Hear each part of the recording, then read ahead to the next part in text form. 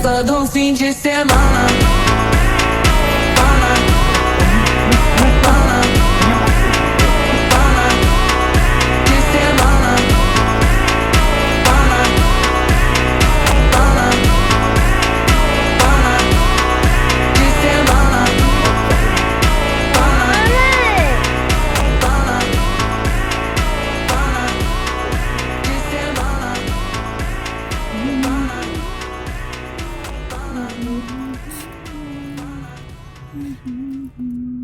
cho mà giờ na cùi lối mà giờ thọt video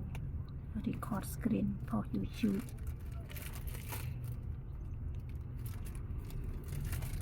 chúng mà đã tôi cái sải ban mà bây giờ mình đã flop hay bật cái xi mà thôi lượt đầu mà chẳng mình mua lần chất chân rồi hai bi bài đi I'm listening. set fan speed to 3 mà tranh như món này The air volume, I can't understand what you said. Could you put it more Think about it. simply? mà hay chứ tranh mò vào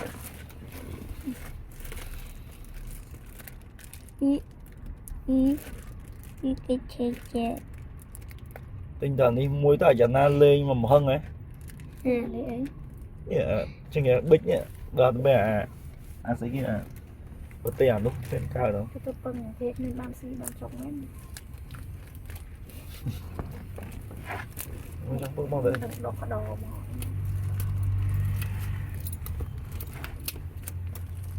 đây ấy giờ na này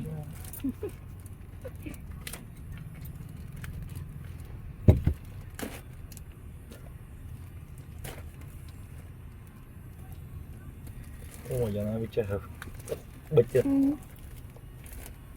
không bộ tiền chấp hột vậy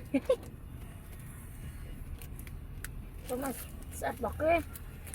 đã ơi nè ở đây lùi ban nữa rồi flop mình lại lùi bỏ gì rồi đâu mà thu chó ăn mấy chớ đây một lần cái thu thoái thế chớ nó có má này này ơi nó hạt nhâm lên mua này mà hai anh hai là chứ hai nó cạnh cạnh mơ cạnh cạnh mơ cạnh nó hai hai không hai